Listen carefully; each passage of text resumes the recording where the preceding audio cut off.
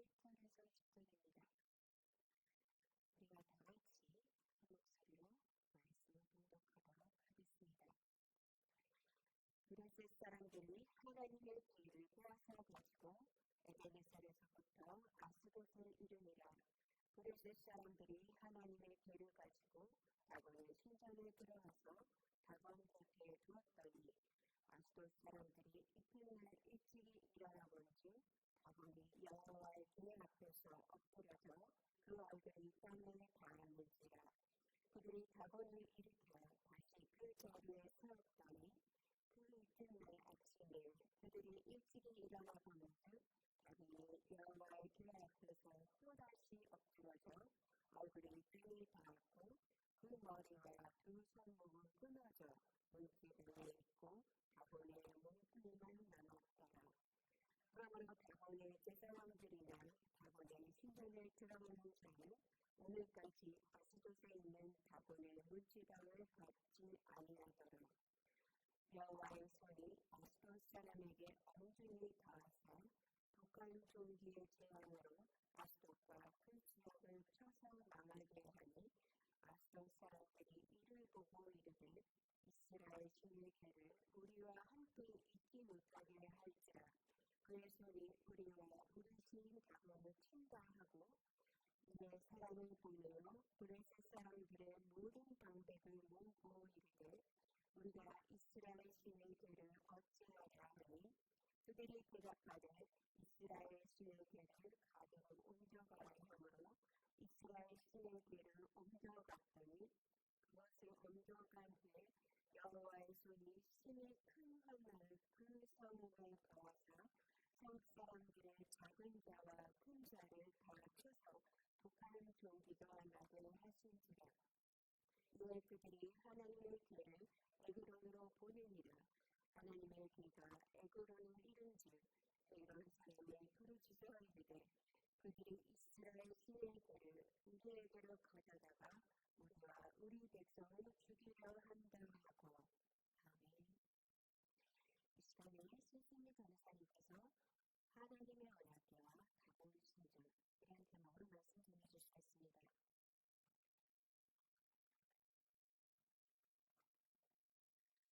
내려가서 사무엘상 5장에 이렇게 되었습니다. 우리는 지난주 사무엘상 4장에서 이스라엘이 하나님의 언약궤를 부적과 같이 이용하여 전쟁에서 이기려고 했던 것을 잘 알고 있습니다. 그들의 기대대로 이겼습니까? 아니요. 완전히 패했습니다. 3만 명이나 되는 군사가 승리했습니다. 그뿐만이 아닙니다. 그들은요, 언약궤도 빼앗겼습니다. 그리고 언약궤 옆에 있었던 누구요? 두 제사장이 있었죠.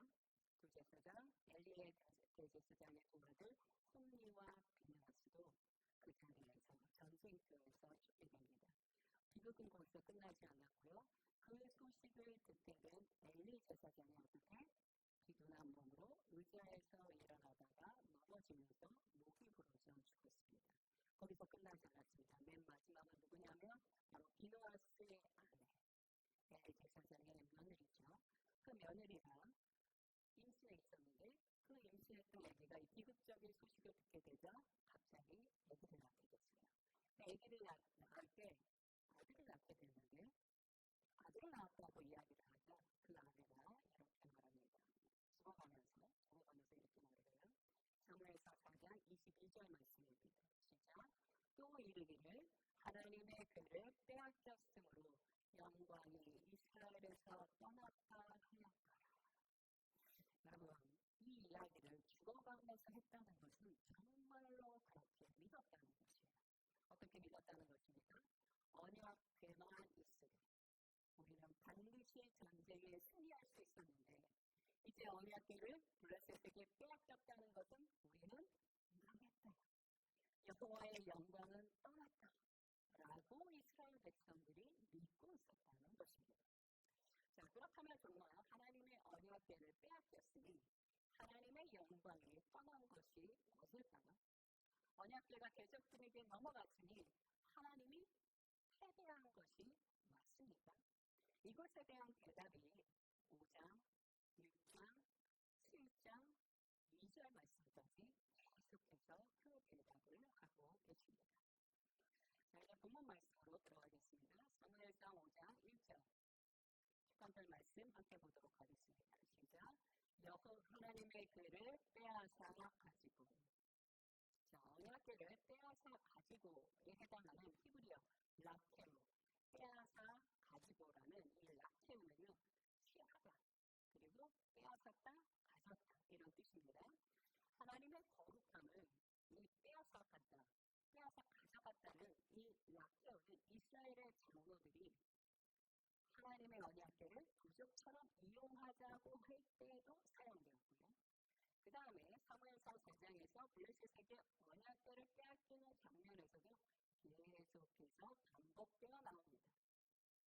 총 4번이 반복돼서 나옵니다. 아주 말씀드렸듯이 성경에서 반복을 한다는 건 무엇입니까? 강조를 뜻하는 것입니다.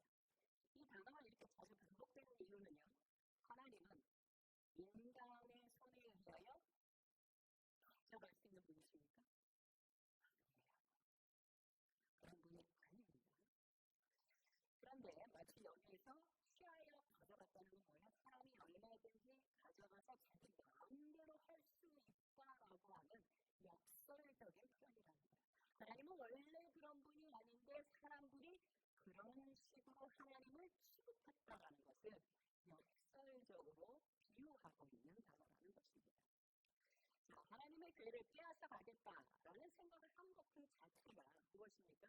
그냥 그 상자 하나 빼앗아 가겠다는 거예요? 아니에요. 그것도 물론 있겠지만 하나님의 능력과 하나님의 거룩함을 내가 가져가겠다는 뜻이 포함되어 있다는 것입니다. 이해하시겠어요? 하나님 원래 그런 분이 아니에요. 그런데 이스라엘 사람들도 그렇고 블레셋 사람들도 그렇고 마치 하나님을 취하여 가져갈 수 있는 것처럼 그 상자만 가져가요. 그래서 그 언약궤를 부적처럼 사용했다는 거예요. 이스라엘도 그렇고 당연히 블레셋도 그렇게 취급했다는 것입니다. 하나님은 물질이 아니시기에 취할 수 없고요. 하나님은 주권자가 되시기에 사람의 원하는 대로 욕망대로 움직이시는 분이 절대로 아닙니다. 자, 이제 사무엘상 5장 1절 후반절 부분으로 넘어가겠습니다. 시작. 에벤에셀에서부터 아스돗에 이르니. 자, 이 아스돗이라는 것은 블레셋의 5 큰 도시 중에 하나였습니다. 블레셋은 제가 지난번에 설명해 드렸던 것처럼 큰 도시인 5개가 모여서 하나의 나라가 된 것이에요. 그래서 평상시에는 각자 도시의 군주가 알아서 다스립니다. 독립적으로 살아요. 그러나 전쟁이 있거나 이런 위험한 일이 있을 때는 합쳐서, 연합해서 회의를 통해서 어떤 일을 결정해서 추진해 나가는 그런 나라였습니다. 그리고 그 중에 한 도시가 아스돗이었어요. 자, 그런데 블레셋 군대가 전쟁을 마치고 하나님의 언약궤를 가지고 굳이 아스돗으로 갔던 이유가 있어요. 어떤 이유가 있냐면요. 바로 아스돗에는 블레셋의 주신인 다곤 신전이 있었기 때문이에요. 자, 사무엘상 5장 2절 초반절 말씀 함께 보겠습니다. 시작. 다곤의 방에 들어가서 다곤의 곁에 두었더니 무엇이요? 하나님의 언약궤를. 하나님의 언약궤를 다곤 신전에 들어가서 다곤 신 바로 앞에 두었다. 이런 말씀입니다. 고대 근동 지역에서는 전쟁의 승리자는 반드시 그 패배한 나라의 신을, 우상을 가져오게 돼 있어요. 그래서 자신이 모시는 신전에 갖다 놓습니다. 그게 관례예요, 관례. 한마디로 우리나라가 승리했다, 우리의 신이 승리했다라는 그 승리의 전리품으로 여기시면 됩니다. 자, 다곤은요, 주로 곡물의 신 혹은 번영의 신이라고 말하고 있습니다. 고대 우가리 시간을 문헌에 보면 다곤을 바알의 아버지다라고 그렇게 기록도 되어 있습니다. 블레셋은 하나님의 언약궤를 다곤의 신전에 둠으로 말미암아 이스라엘의 하나님의 능력까지 그분의 거룩함과 그분의 지혜까지도 흡수하게 되었다라고 여긴 것입니다. 이것은 마치 이스라엘이 하나님을 잃어버렸다, 언약궤가 가버렸으니 우리는 하나님 자체를 잃어버렸다라고 생각하는 것과 동급이라는 것입니다. 언약궤를 가져왔으니 이제 하나님의 모든 것도 다 우리 거야 이렇게 생각하는 거죠. 그런데 중요한 것은요. 그 다음 날 다곤의 제사장들이 다곤 신전에 예배드리러 딱 갔다. 어떤 일을 벌어졌어요? 다곤 신전이 하나님의 언약궤 앞에 얼굴이 엎어져 있는 거예요. 이거는요 그냥 넘어졌다, 우연히 넘어졌다라고 해석하면 안 되고요. 그 당시에 이 엎어졌다라는 이 히브리어, 나팔이라고 하는데요. 이 히브리어는 이런 뜻을 갖고 있습니다. 행복하다, 절대자 앞에 굴복하다, 이런 뜻을 갖고 있습니다. 이것은 하나님을 다곤 앞에 세워서 이스라엘의 신을 굴욕자로 만들려고 했어요. 폐쇄자로 만들려고 했어요. 그런데 어떤 일이 벌어졌다고요? 하나님은 오히려 다곤을 완전히 굴복시켜버리신 것입니다.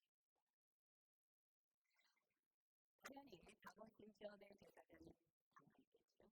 그래서 자신의 신을 일으켜 세워서 말라있던 자리에 세웠습니다. 그리고 또 하루가 지났습니다. 그 다음 날이 되었습니다. 그 다음 날이 되었더니 더 기가 막힌 일이 생겼습니다. 이번에는요, 다곤의 목이 잘렸고요. 그리고 팔이 두 팔이 잘려서 다곤 신전의 문지방 앞에서 뒹굴고 있었답니다. 그리고 그 몸뚱이는 어떻게 나왔다고요? 저녁에 하나님의 언약궤 앞에 어제처럼 똑같이 엎어져 있다는 거죠. 자, 사무엘상 5장 4절 첫 번째 말씀 다시 한번 확인하겠습니다. 시작. 다곤이 엎드려서 그 얼굴이 땅에 닿아있자 여전히 굴복한 상태입니다. 근데 여기서 끊어져 있고에 해당하는 히브리어 파라토트라는 단어.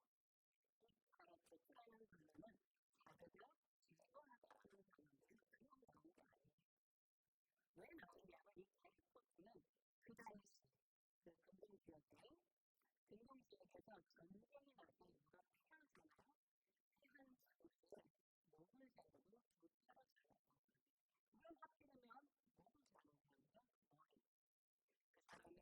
그 사람의 생각할 수 있는 능력이 있는 머리를 자르는 거고 두 팔은 그 사람의 능력을 있는 것입니다. 그렇죠?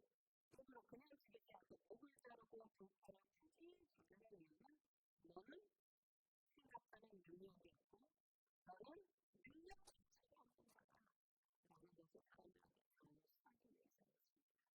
그런데 오늘 다곤 신전의 두 번째 날이 되자 다곤 신상이 목이 잘리고 두 팔이 날아갔다는 것을 여호와 하나님께서 다곤 신상을 향하여 이렇게 말하는 것과 같습니다. 우상아, 너는 생각도 없고 능력도 없는 죽은 신이다 라는 선포가 같습니다. 우리는 그것을 보고 좀 징그럽다 이렇게 생각하는데요. 그 당시 사람들은 바로 그게 인용이 된다는 거예요. 그래서 사람들 입장에서 아니 우리 신이 생각도 없고 능력도 없다고 이렇게 받아들이는 것입니다. 이사야서는요. 우상에 대해서 다음과 같이 말씀하십니다. 이사야서 46장 6절에서 7절 말씀 함께 보겠습니다. 시작. 사람들이 주머니에서 금을 쏟아내며 은을 저울에다가 보금자리에게 주고 그것으로 신을 만들게 하고 그것에게 엎드려 경배하며 그것을 들어 어깨에 메어다가 그의 처소에 두며 그것이 서 있고 거기에서 능히 움직이지 못하며 그에게 부르짖어도 능히 응답하지 못하며 고난에서 구하여 내지도 못하느니라. 이것이 바로 우상이다. 너희를 위하여 아무것도 할 수 없는 존재다. 라고 성경은 계속해서 말씀을 해주십니다. 블레셋 제사장들이 다곤 신상이 두 번이나 엎어져 있는 것은 하나님의 경고라고 깨달아야만 했습니다. 그것은 임박한 하나님의 심판의 경고임을 알아차렸어야 하지만 그들 역시 이스라엘처럼 하나님의 경고를 알아차리지 못합니다. 그래서 어떻게 됩니까? 재앙을 경험하게 되는 것입니다. 로마서 2장 4절부터 5절 말씀 함께 보겠습니다. 시작. 또 내가 하나님의 인자하심이 너를 인도하여 회개하게 하심을 알지 못하여 그의 인자하심과 용납하심과 길이 참으심의 풍성함을 멸시하느냐. 다만 내 고집과 회개하지 아니한 마음을 따라 진노의 날 곧 하나님의 의로우신 심판이 나타나는 그날에 이마에 진노를 내게 쏟는도다. 사무엘상 5장 6절로 넘어가도록 하겠습니다. 사무엘상 5장 6절 첫 번째 말씀 함께 보겠습니다. 시작. 여호와의 손이 아스돗 사람에게 엄중히 당하였다. 자, 이제부터 하나님의 재앙, 하나님의 심판이 시작되는 것을 볼 수 있습니다. 여기서 특별히 엄중히 당하자라는 히브리어 카바드라, 이 카바드라 역시 오늘 본문 말씀에서 굉장히 중요한 단어입니다. 이 카바드라는 무겁게 하다, 무겁게 하다라는 그런 뜻을 갖고 있는데요. 이 카바드라의 또 다른 뜻이 뭐가 있냐? 뿌리가 뭐냐면 영광, 카봇, 카바드라, 카봇. 하나님의 영광을 그 카봇과 이 카바드라가 유사한 것입니다. 지금까지 이스라엘의 전쟁에서 패배했던 이유가 무엇이었습니까? 하나님의 영광을 가볍게 여겼기 때문입니다. 엘리 가문이 멸망할 수밖에 없었던 이유가 무엇입니까? 엘리 대제사장과 그의 두 아들이 하나님의 제사와 하나님의 영광을 우습게 여겼기 때문이었습니다. 그러므로 이제부터 하나님은요, 하나님의 영광을 가볍게 여겼던 이스라엘, 그리고 블레셋을 동시에 심판하심으로 말미암아 하나님의 영광을 회복하려고 하십니다. 어떻게요? 무겁고 엄중하게. 사무엘상 5장 6절 후반절 말씀 넘어가겠습니다. 시작. 독중의 재앙으로 서서 망하게 되니. 이 독중은요, 아스돗에 내려진 이 독중은 종기라고도 번역이 되지만 전염병이라고도 해석이 됩니다. 그리고 학자들에 의하면 패스트 전염병이 쫙 아스돗에 그렇게 퍼져나갔다라고 해석하는 분도 계십니다. 중요한 건 뭐냐면 병명이 중요한 게 아니라 그 이후로부터 아스돗이 전염병으로 말미암아 여기저기서 죽음의 공이 울려 퍼졌다는 것입니다. 그리고 자신들이 죽게 된 상황에 이르러서야 그들은 비로소 깨닫게 됩니다. 우리가 하나님, 여호와 하나님 이스라엘의 신을 가볍게 여겨서는 안 되는 것이었구나. 그러면서 그들은 진지하게 다음과 같은 고백을 합니다. 사무엘상 5장 7절 후반절 말씀입니다. 시작. 이스라엘의 신의 괴를 우리와 함께 있게 못할지라. 우리는 잠깐이라도 이스라엘의 신의 괴를 그냥 둘 수 없으니 이것을 옮겨야 한다. 라고 결론을 내립니다. 그러자 블레셋의 5 방백들 지도자들이 모여서 회의를 합니다. 그 회의를 해서 내린 결론이 뭐예요? 아스돗에서 언약궤를 가드로 옮기기로 결정을 합니다. 자, 언약궤가 가드라는 소시로 다시 옮겨지게 되자 어떻게 됩니까? 성경은 이렇게 말합니다. 더 강력한 하나님의 재앙이 가드에 임하였다. 어린아이부터 노인에 이르기까지 죽어나가기 시작했다. 가드가 바로 뒤집혔습니다. 당연히 그랬겠죠. 이제 그들도 하나님의 언약궤를 가볍게 취급할 수 없었습니다. 그래서 그들은요, 신속하게 이것을 어디로 옮깁니까? 에그론으로 가져갑니다. 그냥 뭐 회의할 것도 없이 그냥 에그론으로 가져가는 거예요. 그러면 이 소식을 에그론 사람은 모릅니까? 알고 있지요. 그 하나님의 언약궤를 받으면 재앙이 임한다는 것을 알고 있었어요. 근데 사실 가드 사람들이 에그론으로 이 하나님의 언약궤를 옮기려고 했던 이유는 2가지가 있죠. 첫 번째, 이 에그론이라는 곳이 지정학적으로 이스라엘과 가장 가까운 곳이었어요. 두 번째, 그곳에 무엇이 있었냐면요. 에그론에는 바알세불의 신전이 있었어요. 그래서 마음을 생각하기를 이렇게 말한 거죠. 이렇게 생각한 거죠. 그냥 어쩌면 바알세불이 이스라엘의 신을 좀 제압할 수 있을지도 몰라. 그러니 에그론 너희가 이 언약궤를 받아. 이렇게 넘기려고 했어요. 그러자 에그론 사람들이 어떻게 합니까? 그들은 알았어요. 우리 바알세불의 힘으로는 여호와 하나님의 언약궤를 감당할 수 없다는 것을 알았기에 그들은 그 유입을 반대하며 이렇게 고백합니다. 사무엘상 5장 10절 후반절 말씀 읽겠습니다. 시작. 에그론 사람이 부르짖어 이르되 그들이 이스라엘 신의 궤를 우리에게로 가져다가 우리와 우리 백성을 죽이려 한다 하고 너희가 우리와 원수가 지었냐 어찌하여 우리에게 이런 엄청난 일을 저지르려고 하느냐 하면서 막 보고한 거죠. 자 이제 그럼 하나님의 언약궤는 어디로 가야 됩니까? 갈 데가 없어졌어요. 다섯 도시의 방백들이 서로 모여서 의논한 끝에 사실 의논할 것도 없습니다. 결론은 이미 내려진 것이죠. 그들은요 자신들의 땅에 언약궤를 둘 수 없다는 것을 알았기에 이것을 다시 이스라엘로 돌려보내기로 결정을 내립니다. 그것이 바로 11절 후반절과 12절의 말씀입니다. 함께 읽도록 하겠습니다. 시작. 이스라엘 신의 궤를 보내어 그 있던 곳으로 돌아가게 하고 우리와 우리 백성이 죽임당함을 면하게 하자 하니 죽지 아니한 사람들은 북한 종기로 치심을 당해 성읍에 부르짖으니 하늘에 사무쳤더라. 결론을 말씀드리겠습니다. 하나님은 왜 굳이 이스라엘이 언약궤를 통하여 승리를 간절히 원했는데 그래서 어떻게 보면 좀 간절했기 때문에 약간 편법이라는 것을 알면서도 그 언약궤를 가지고 전쟁 때 가져갔던 건데 이스라엘 백성들의 그 간절함을 무시하시고 이스라엘 완전히 패배하게 하셨어요. 그뿐만이 아니죠. 하나님의 그 거룩한 언약궤가 어디로 갔습니까? 블레셋의 아스돗의 다곤 신전 안으로 들어간 것이에요. 그럼 거기서 하나님이 가만히 두지 않았어요. 어떻게 했어요? 다곤 신전을 완전히 깨뜨려 버리셨어요. 왜 하나님은 이스라엘의 생각과 기대치는 바람과는 전혀 다른 방식으로 여호와 하나님의 영광을 나타내신 걸까요? 왜 도대체 그렇게 하신 걸까요? 그냥 한번 봐주셔서 이스라엘이 원하는 대로 그들이 기대했던 대로 그들이 소원했던 대로 좀 이스라엘을 승리하게 해주셨다면 더 좋지 않았을까요? 아니요. 하나님은 그런 방법을 쓰지 않으셨습니다. 이사야서 42장 8절 후반절 말씀 함께 보도록 하겠습니다. 시작. 나는 내 영광을 다른 자에게 내 찬송을 우상에게 주지 아니하리라. 하나님께서는요 처음 율법을 주실 때부터 우상에게 절하지 말라고 하셨습니다.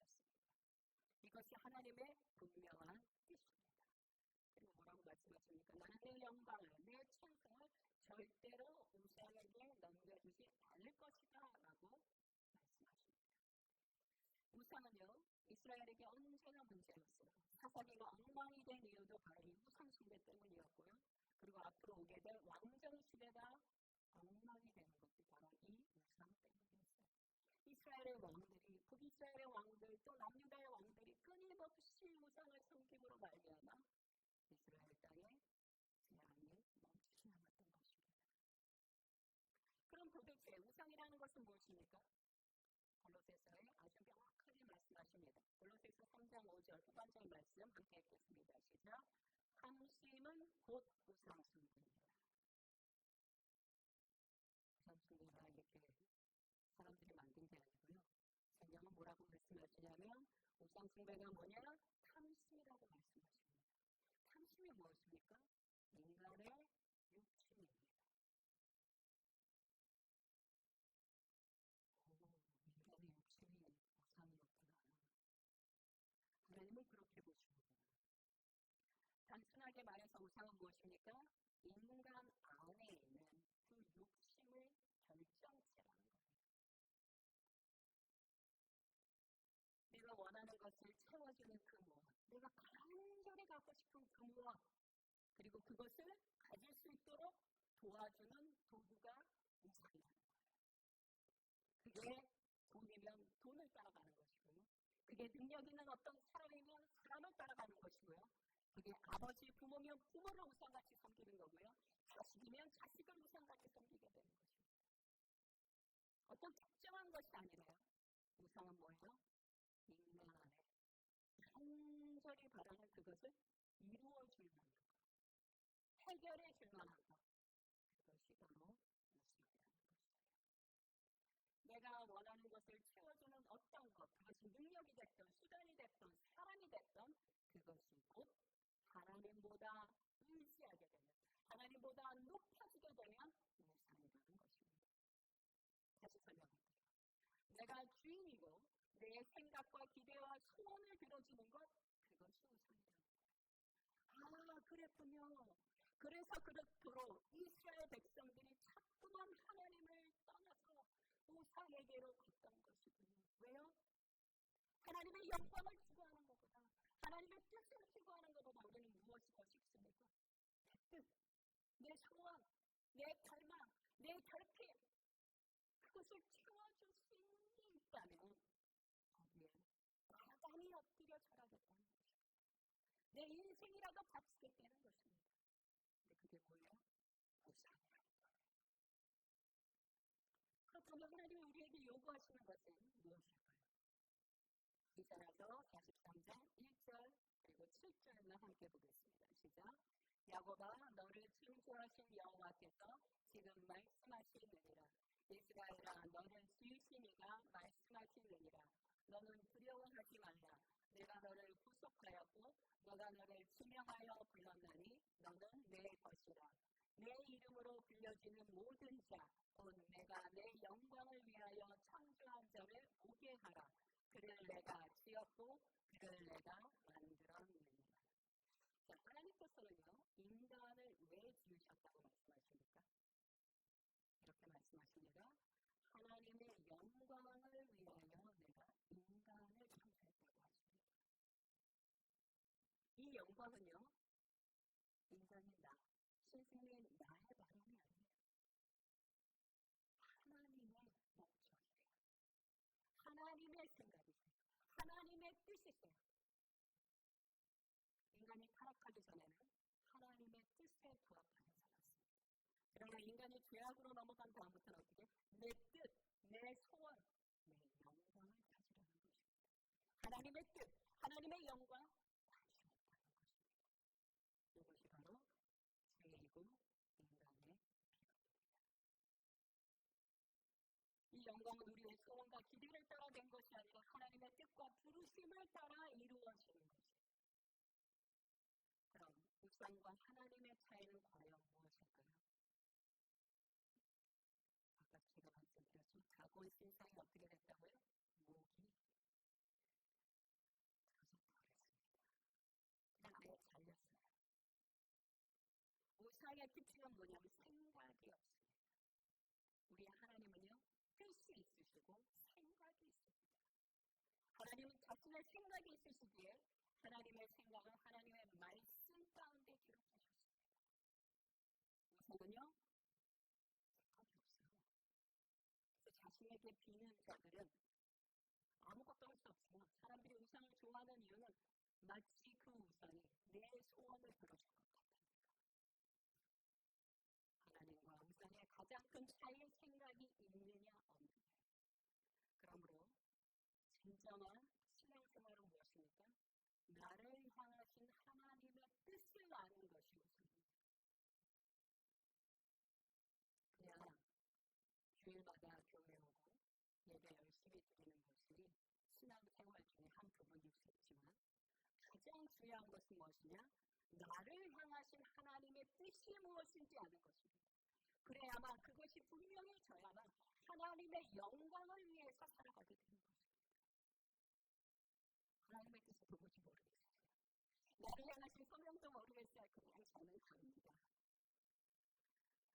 이거는 제대로 된 신앙생활이라고 말할 수 없습니다. 그럼 하나님의 뜻을 어디에서 찾을 수 있습니까? 계시를 통해서요? 아니요. 주님의 말씀을 통해서. 이 말씀 안에 기록되어져 있습니다.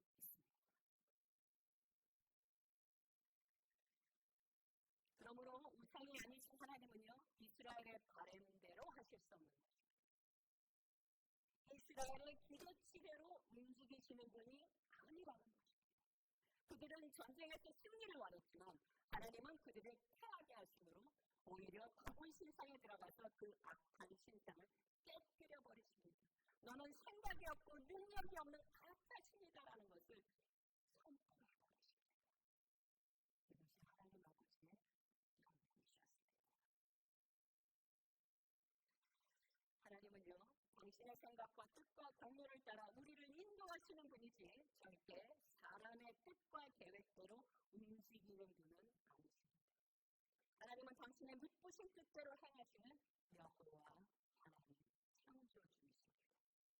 그러므로 언약계의 기나긴 여정은 범죄한 이스라엘과 블레셋을 가르치는 아주 중요한 도구가 되었고 하나님을 가볍게 여겼던 사람들을 깨닫게 하심으로 하나님의 영광과 목적이 성취되었습니다. 오늘 이 말씀을 하나님이 오늘 우리 열방교회 가운데 허락해 주셨어요. 왜 허락해 주셨을까요? 오직 하나님의 영광과 그분의 주권을 인정하라는 것입니다. 세상에서 착하게 살라는 게 아니고요. 하나님의 주권, 하나님의 영광을 위하여 내가 너를 지었다. 내가 너를 이 땅 가운데 살게 하였으니 따라 하리라. 나의 영광을 위하여 내가 너를 지었다. 그러기 위해서 필요한 것이 있습니다.